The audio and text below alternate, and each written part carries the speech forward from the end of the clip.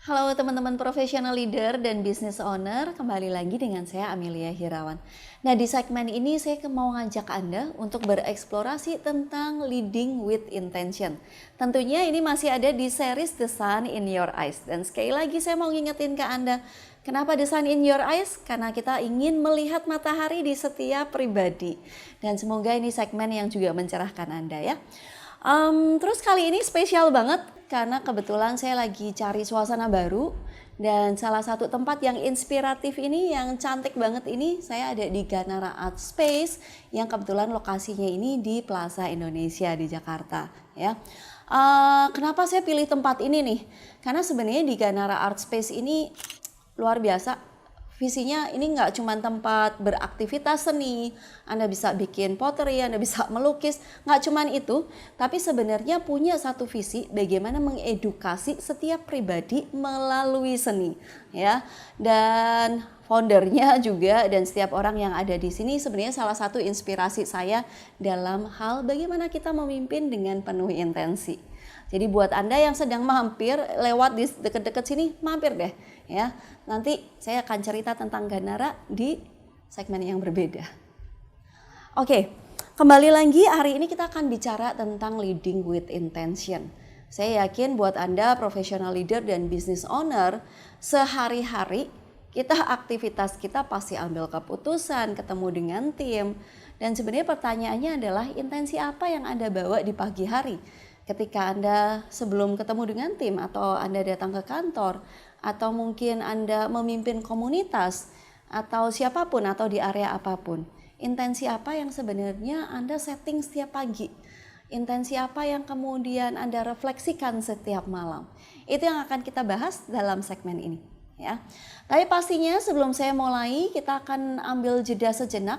Karena saya yakin beberapa di antara Anda sedang berpindah dari satu tempat ke tempat yang lain. Atau mungkin ada aktivitas sebelumnya yang challenging untuk Anda. So nggak ada salahnya, kita tarik nafas, kita ambil jeda sejenak. Dan saya akan kasih satu lagu singkat untuk Anda. Untuk ganti frekuensi, mempersiapkan diri Anda. Atau sekedar menemani Anda minum kopi, minum teh sebelum Anda ikuti sesi ini ya.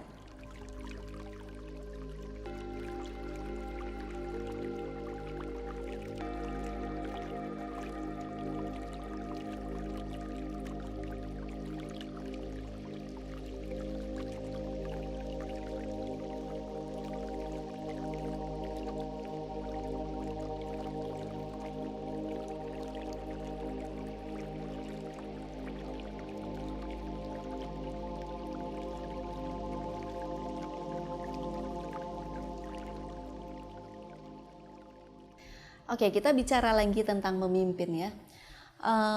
Karena memimpin buat saya adalah satu peran, tapi juga sekaligus sebenarnya aktivitas sehari-hari. Ya, apapun peran Anda sebagai professional leader, Anda sebagai business owner, atau mungkin Anda sedang memulai perjalanan Anda sebagai pemimpin. Mau tidak mau, di setiap harinya pasti ada peran itu yang kita perlu bawa dan kita perlu wujudkan dalam bentuk perilaku.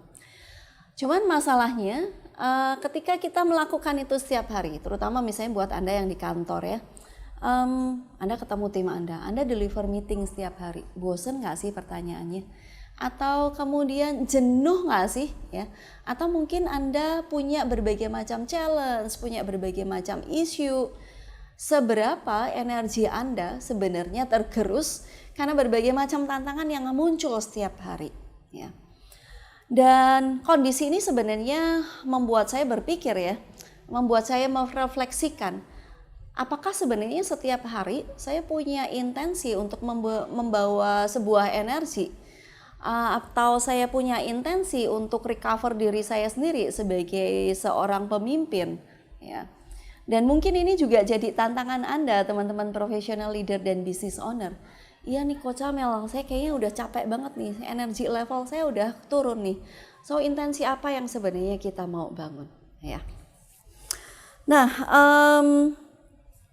sebenarnya dua perjalanan besar saya sebagai pemimpin, yang pertama adalah di Sinergia Group Indonesia, Di sana saya belajar jatuh bangun, kayaknya jatuh-jatuh baru bangun, jatuh-jatuh baru bangun seperti itu ya. Karena nggak tahu di mana belajar atau ke siapa mesti belajar. Dan itu perjalanan panjang buat saya. Sampai akhirnya di satu titik menjadi perjalanan saya juga dari Sinergia, saya ketemu dengan Points of View. Dan singkat cerita, pada saat saya menjadi country leader di Points of View Indonesia, saya memimpin tribe yang cukup besar, tantangannya cukup besar. Karena Points of View Indonesia tetap menjadi bagian juga dari Sinergia Group ya. Jadi organisasi yang tambah besar, timnya lebih besar, lebih ke global market. Kemudian saya bertanya, oke, apalagi bekal yang sebenarnya saya butuhkan. Nah, saya beruntung sebenarnya Bapak Ibu teman-teman, karena di Points of View Indonesia, termasuk di Sinergia, kami belajar banyak hal. Salah satunya ketika saya hadir dalam sebuah retreat ya, yang diadakan untuk dari Points of View nih. Di retreat itu sebenarnya kami bicara tentang DNA. Kalau Anda kemarin merancang sebuah visi, kemudian bagaimana visi ini diterjemahkan menjadi prinsip-prinsip, nilai-nilai yang akan membantu kita sehari-hari, yang kita bisa bawa sehari-hari. Contohnya kalau dalam corporate, di sebuah perusahaan ya, organisasi punya visi, misi, kemudian dia punya menerjemahkan menjadi corporate value atau organizational value ya. Nggak gampang untuk menemukan, tapi saya yakin sebenarnya kita semua dalam perjalanan untuk menemukan hal itu. Nah, shortly di dalam retreat itu saya diajak untuk menemukan DNA-nya apa, values-nya apa, ya. Dan dalam proses itu saya temukan 5 hal. Yang pertama yang sebenarnya sangat bermakna buat saya adalah life experience. Sekali lagi teman-teman, saya menjadi seorang leader itu bukan hibah dari langit ya, bukan tiba-tiba saya memimpin sebuah perusahaan dengan posisi yang sangat bagus, enggak. Tapi saya memulai dari nol, dari bukan siapa-siapa. Saya memulai bisnis saya juga dengan saya seorang diri, dengan semua peran saya lakukan sendiri. So life experience adalah satu hal yang saya ambil menjadi sebuah DNA, menjadi sebuah prinsip, value dalam perjalanan leadership saya. Saya selalu bilang pada tim saya, mulai aja dari hal kecil kalau memang itu yang kita bisa lakukan, tapi berawal dari hal-hal kecil nanti Anda akan dipercaya untuk tanggung jawab yang lebih besar ya. Life experience. So apa life experience Anda? Anda boleh kilas balik, Anda boleh renungkan perjalanan Anda, mungkin kegagalan, tapi saya yakin pengalaman hidup Anda itu yang memperkaya Anda dan menjadikan Anda seperti saat ini. Kemudian yang kedua, mengenai inspirasi, inspiring. Saya belajar bahwa menjadi seorang leader itu bukan soal jabatan, bukan soal status, bukan soal apa yang ada di belakang nama Anda atau di depan nama Anda atau di kartu nama Anda ya. Tapi seorang leader bahkan dia tanpa gelar sekalipun, tanpa status sekalipun, dia bisa menjadi sosok yang menginspirasi. Dan sekali Anda memberikan inspirasi, maka banyak orang akan mendekat pada Anda. Karena mereka akan merasa berkembang ketika berjalan bersama Anda. So, poin yang kedua adalah tentang inspiring. Nggak perlu Anda pusingkan tentang status apa yang melekat dalam diri Anda, teman-teman.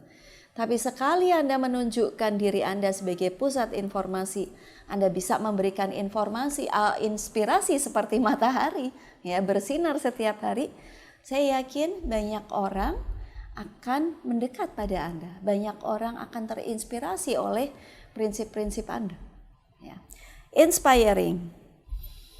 Kemudian poin yang ketiga, tadi yang pertama life experience, inspiring. Kemudian yang ketiga adalah the best of us just beginners. Ya. Semua kisah sukses, semua leader yang sukses, mereka pasti memulai dari langkah pertama. Ya. Nggak pernah akan ada seorang leader yang sukses simsalabim langsung dia berjaya, enggak. Semua yang instan akan selesai dengan instan juga, ya. Sehingga ketika Anda setia pada prosesnya, Anda menghargai setiap prosesnya, ya. Buat saya sangat contoh pertama kali Saya nggak punya satu tim marketing, tim sosial media yang di hadapan saya seperti saat ini, kemudian take video semacam ini, enggak. Tapi saya memulai kisah perjalanan saya dengan, ya bikin proposal sendiri, ya saya ngirim sendiri, bikin invoice sendiri, delivering sendiri, bikin evaluasi sendiri, terima komplain juga sendiri. Ya. Nah, itulah proses yang saya awalin dalam perjalanan karir saya. Saya yakin Anda juga pasti mengalami masa-masa yang tidak mudah, mengalami masa-masa yang Anda bukan siapa-siapa pada saat itu. Tapi justru ketika Anda mengalami bukan siapa-siapa, ya, itu yang menghantarkan Anda dalam perjalanan seperti sekarang ini.